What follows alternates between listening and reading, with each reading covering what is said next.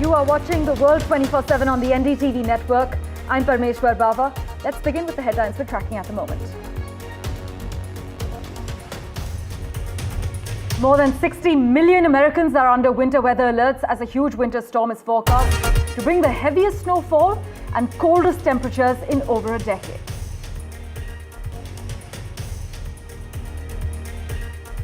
As per reports, US National Security Advisor Jake Sullivan is expected to include discussions with Indian counterparts about the impact of Chinese dams during his touchdown in India.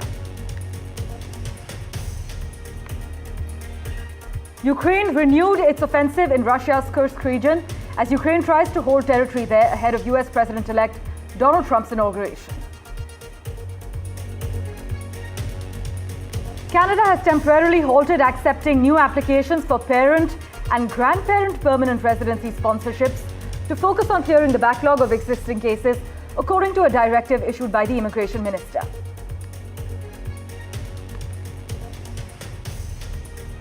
Elon Musk has said Nigel Farage should quit as the leader of Britain's right-wing Reform UK party in an abrupt withdrawal of support by the US billionaire for the Brexit campaigner, who is trying to shake up the British political establishment again.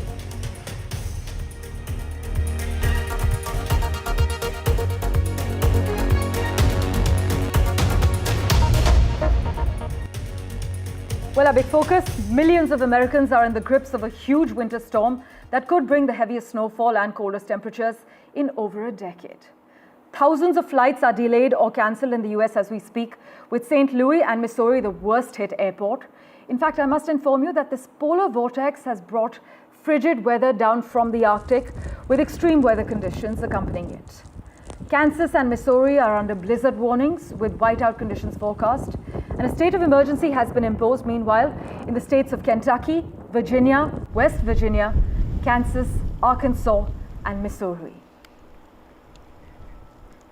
Well, for further clarity, we have with us live from Washington, D.C. at the moment, Ray Locker joining us. Ray, thanks so much as always for making time for us.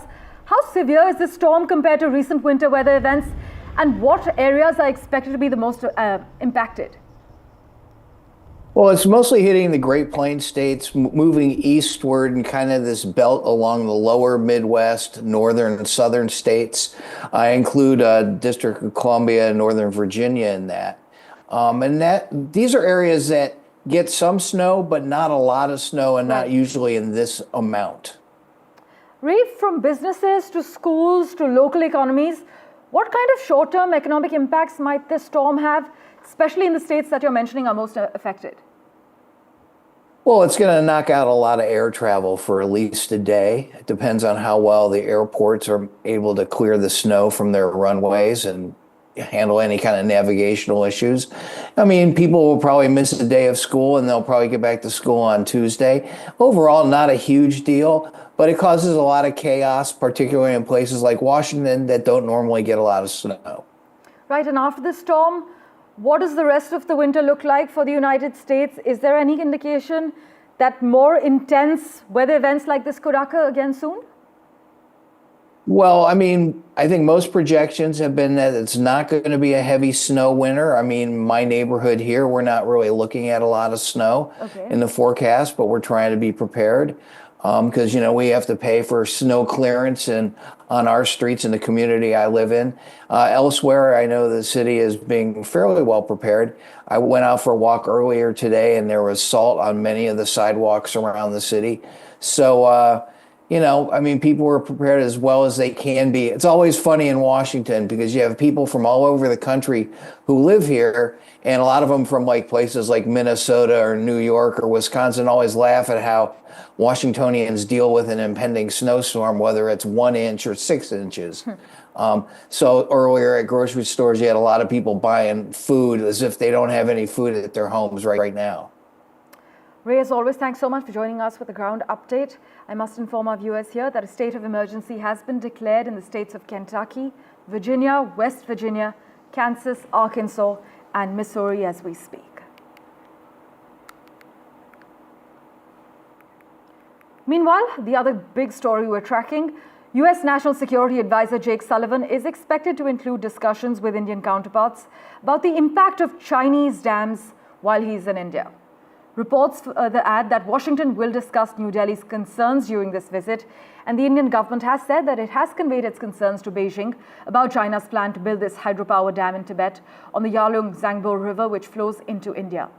Chinese officials on record have said that hydropower projects in Tibet will not have a major impact on the environment or on downstream water supplies.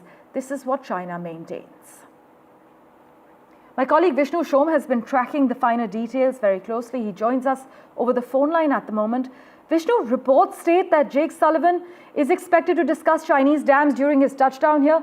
Take us through what we know about his plan of action. I'm not sure that's going to be a priority at all in these talks.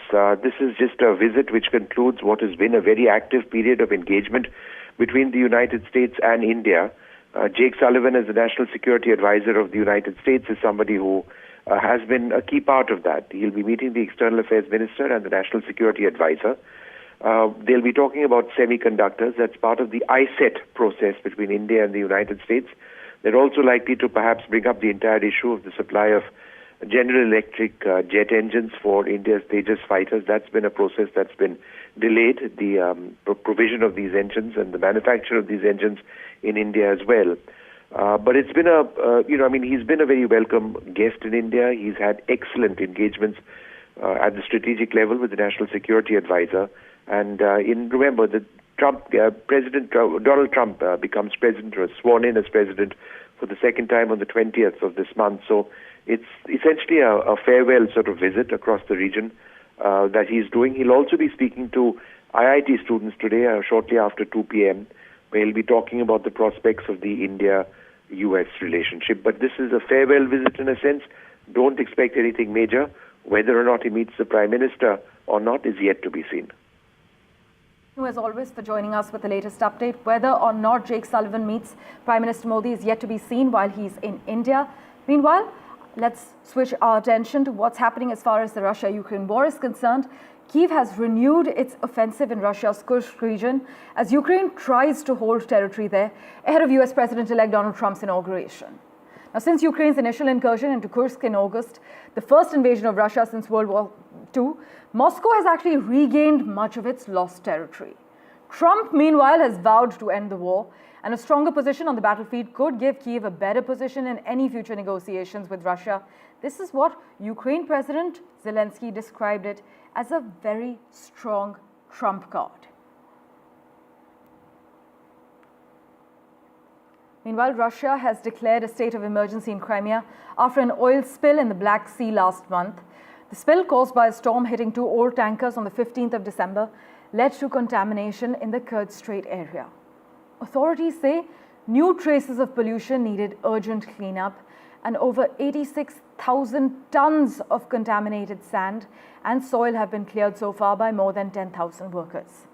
This cleanup effort that you see on your screens is focused around Anapa, a popular resort town, and environmental groups report the spill has caused the deaths of dolphins and seabirds, amongst other marine life.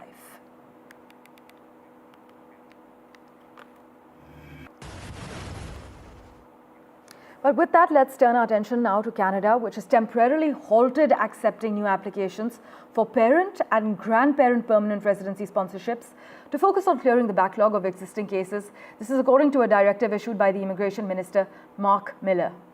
The directive, which was published in the Canada Gazette, reaffirms the government's commitment to family reunification, but it prioritizes processing applications submitted last year. Mr. Miller noted that this decision aligns with the government's broader immigration goals, as we have been extensively covering on NDTV as well. And to streamline operations, other immigration streams have also seen new sponsorships paused. As part of its immigration levels plan, which actually targets a reduced overall intake over the next 3 years, the Canadian government aims to admit up to 15,000 applications submitted through the Family Reunification Program this year. Maha Siddiqui has been tracking all the details very finely. The Immigration Minister has said a number of sponsorships will be reduced this year. Maha joins us with the lowdown. The issue of immigration remains a contentious and an evolving one in Canada. This time, the federal agency, the IRCC, has decided to reduce the number of immigrants by pausing the parents and the grandparents sponsorship program, which means that no fresh applications will be invited for 2025 and only applications from last year will be processed, and that has been capped at 15,000. This program has been fraught with problems for the last couple of years, largely because of the backlog. By the end of 2023, there were about 40,000 applications in the pipeline, and last year, the IRCC invited 37,500 from those applications and finally will be processing only about 20,500. What is this program then, and how does it work? This program falls under the family reunification, wherein citizens and PRs can sponsor their parents and grandparents to become permanent residents of Canada. This is done by a lottery system, which means that applications are randomly selected. And the entire process takes about 24 months, which is 2 years. Let's look at this problem now, or rather this issue, in the larger context of immigration and this policy in Canada, one of the rallying points against the Liberal Trudeau government.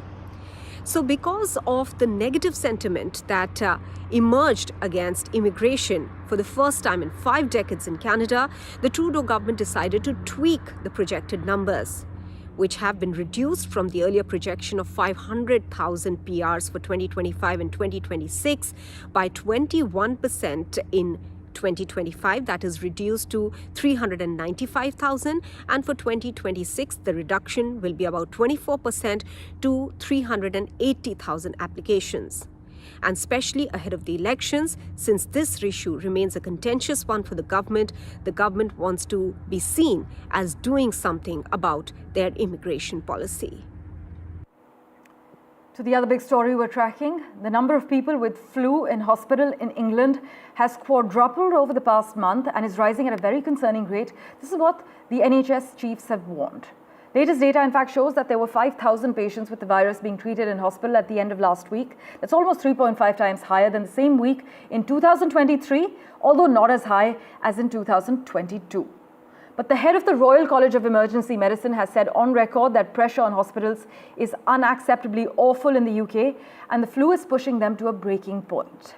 Meanwhile, the amount of acute respiratory illness causing Americans to seek healthcare is at a high level, according to the Centers for Disease Control and Prevention. In an update issued just on Friday last week, the CDC announced that in addition to COVID-19 activity increasing from low levels in most areas across the US, seasonal influenza activity continues to increase and is elevated across most of the country.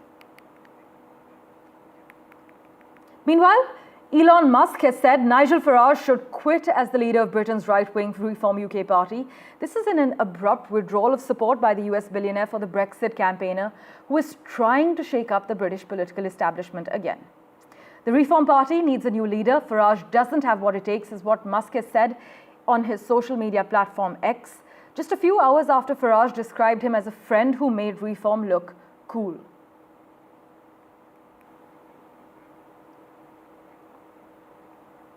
Meanwhile, as per reports, Italy is in advanced talks with Elon Musk's SpaceX for a deal to provide secure telecommunications for the nation's government.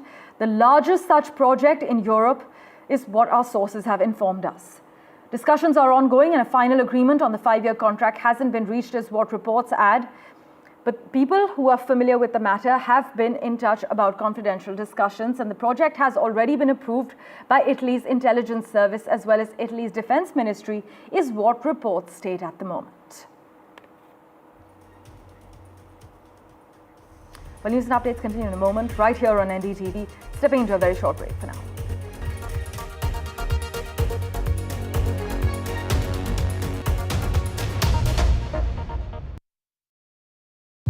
In today's interconnected world, India's voice is more crucial than ever. When India speaks, the world listens. At NDTV World, we are that voice, bringing you intelligent and insightful news from India and beyond.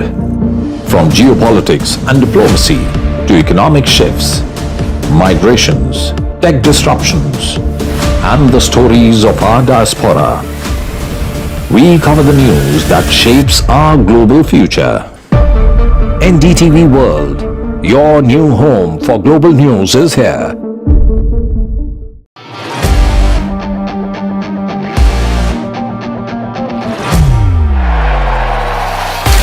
All set for Trump 2.0. Countdown to January 20th. Terror shadow, visa wars. All the twists and turns. Tracking Trump takeover. Every day at 10:30 p.m. only on NDTV 24/7.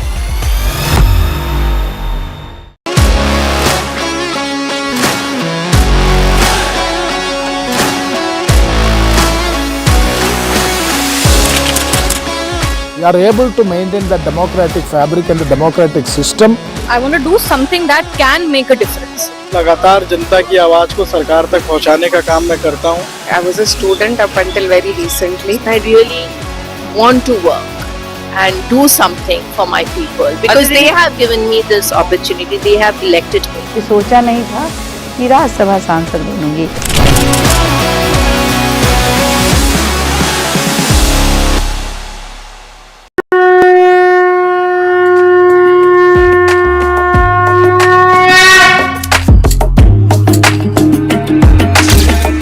Mahakumbh, a festival of faith, the world's biggest spiritual festival, the divine dip at the spirit.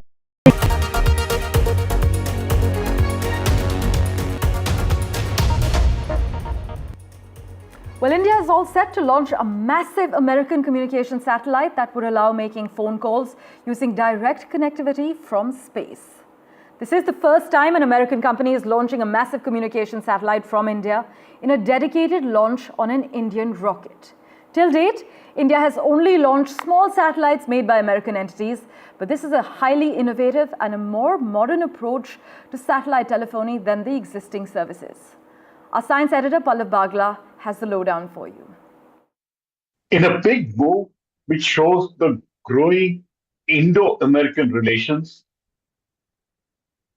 the Indian Space Research Organization's commercial arm, New Space India Limited, has backed a contract to launch a big American communication satellite using India's Bahubali rocket or the launch vehicle Mark III.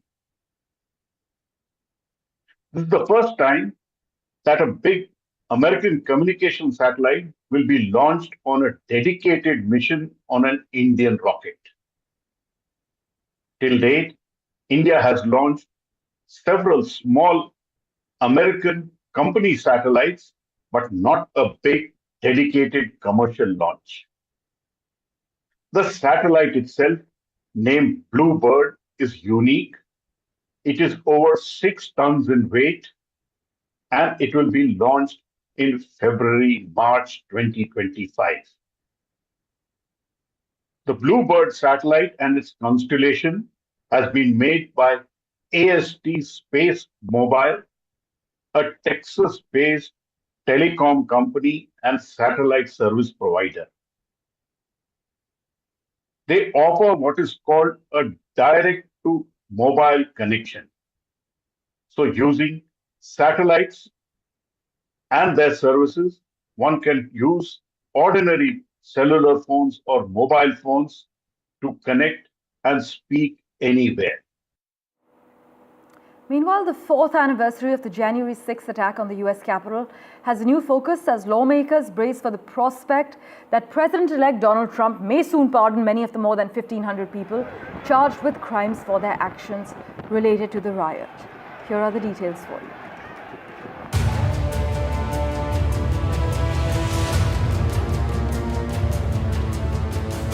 4 years ago, a mob of thousands stormed the U.S. Capitol, attempting to halt the peaceful transfer of power after Joe Biden's 2020 election victory.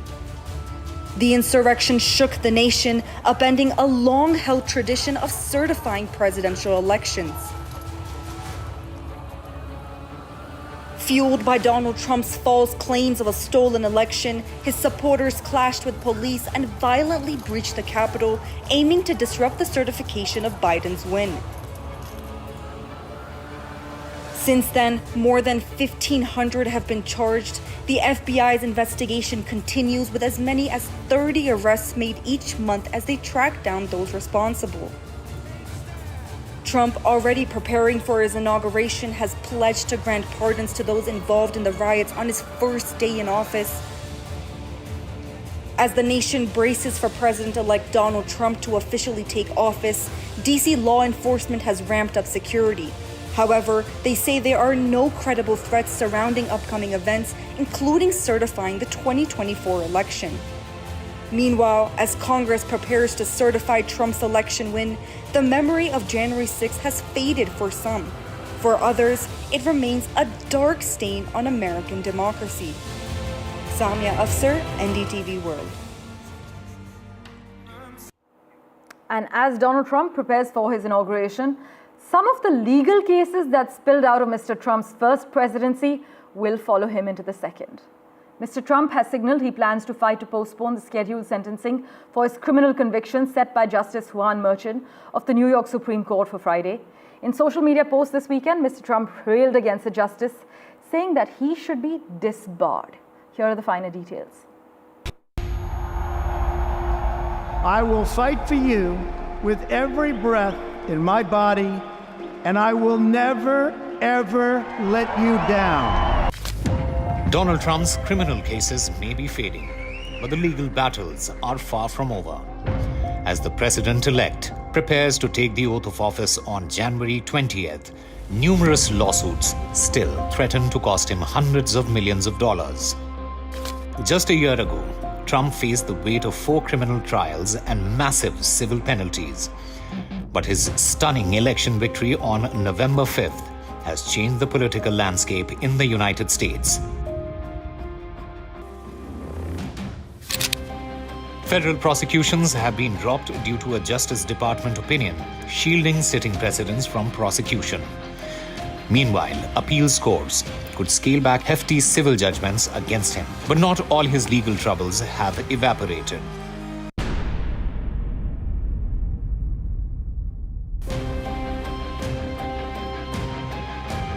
In New York, Trump's hush money case still lingers. Convicted on 34 counts of falsifying business records last year, Trump will be sentenced just 10 days before his inauguration. However, Judge Merchan has ruled the president-elect will not face incarceration, citing impending presidential immunity. In Georgia, the election interference case hangs in limbo. Allegations of conflict of interest have stalled proceedings. Even if the case proceeds, Trump's presidential status ensures no trial during his term.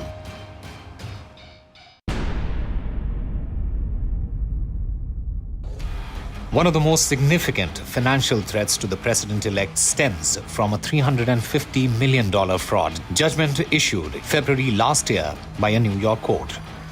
The verdict found Trump and his company guilty of years of fraudulent practices. With accrued interest, the judgment now exceeds $500 million, nearly $489 million of which falls directly on Trump. His lawyers are appealing, and judges have hinted the penalty might be excessive.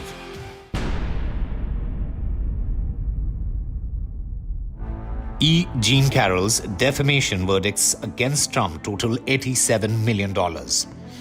Trump's appeals remain ongoing, but he argues presidential immunity should shield him from liability.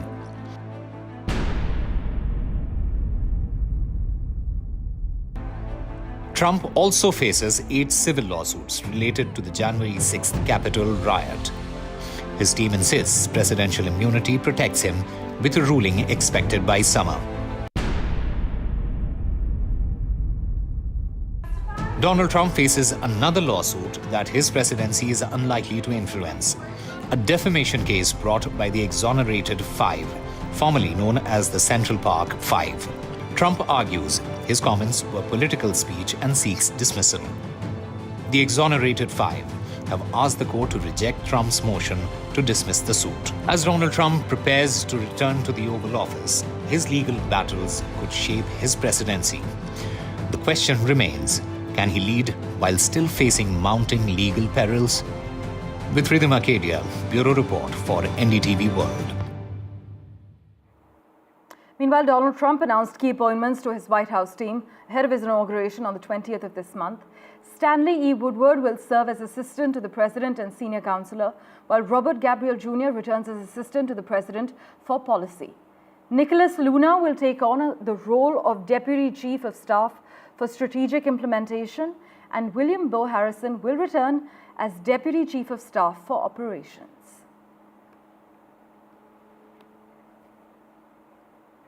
And finally, the 2025 Hollywood Awards season officially kick-started with the 82nd version of the Golden Globes. The award ceremony is currently underway at the Beverly Hilton Hotel in Los Angeles, and Payal Kapadia's All We Imagine Is Light has actually lost the Best Foreign Language Film Award to Emilia Perez. It's a bit of a heartbreak right now, but we still have our fingers crossed for the other nomination. But Abira joins us with the latest update at the moment. Abira, take us to what's happening in LA, the winners and the losers at the Golden Globe so far. The sad part is that, Payal Kapadia's film, All We Imagine As Light, has lost to Emilia Perez for the best non-English language film. But we are hoping that she gets the Best Director award. If that happens, she will be making history, because even no Indian director has been nominated for Golden Globes before this. So that will be a big one for India. But other than that, Nikki Glaser has been hosting the Golden Globes this year, and she has been making everybody laugh in that room, and everybody is really enjoying her. I'll give you the big awards that have been announced. The Best Supporting Actress has gone to Zoe Saldana for Emilia Perez. Emilia Perez had the most number of nominations this year for Golden Globes. So there's no surprise there. We had Kieran Culkin wins Golden Globes for Best Performance by a Male Actor in a Supporting Role. We had The Bear. Jeremy Allen White takes home the Best Male Actor in a TV Show. Ellie Wong has won the award for the Best Performance in a Stand-Up Comedy on Television for Single Lady. And Emilia Perez, of course, takes home the Best Non-English Language Film. And right now, as we talk, this award was announced. Colin Farrell has won the award for Best Performance by a Male Actor in a Limited Series, The Penguin. So these are the few big awards that have been announced. We are still waiting for the bigger awards to be announced by the end of the award show, and this is kicking off the award season with Golden Globes. Got my fingers crossed for Payal Kapadia. Thanks so much, Abira, as always, for joining us with that update. Thank you for investing your time in watching this edition of The World 24/7. As always, we'll keep tracking the latest for you. Do stay tuned.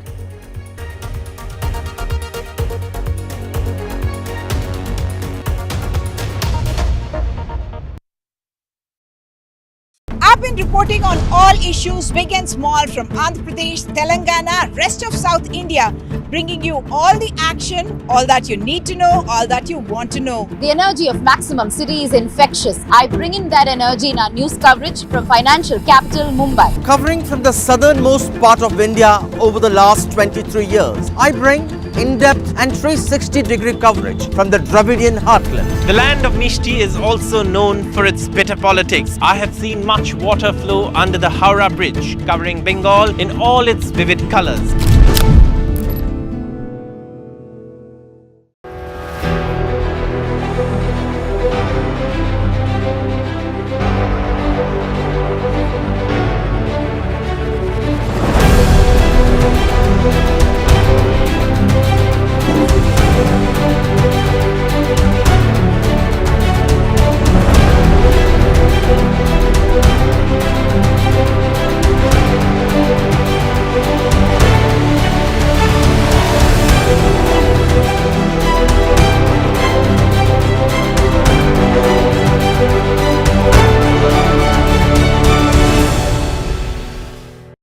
today's interconnected world, India's voice is more crucial than ever.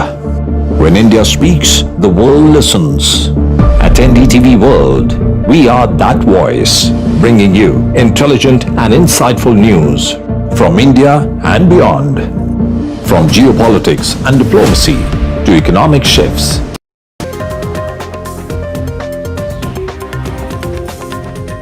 Good morning, welcome to Breakfast Show. I'm Radhika Ramaswamy joining you from Mumbai studios. We also have Divya Vadwa joining us from Delhi. Divya, from winter pollution woes in Delhi as well as Mumbai to Golden Globe Awards and Aam Aadmi Party versus BJP in the national capital.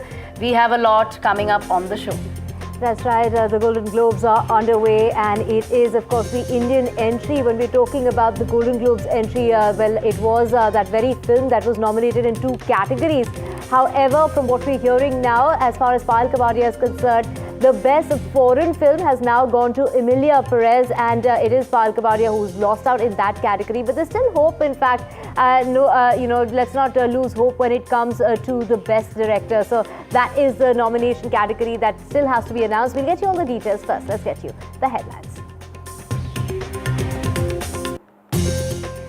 And let's just get you a check on the fog conditions in the national capital. And the fog conditions have taken a break as far as the Delhi NCR region is concerned. However, rain is expected and that's going to have a trickling impact, which basically means that fog conditions will be back with a banger tomorrow. But in Mumbai, it is where in fact the pollution has taken it has been impacted severely.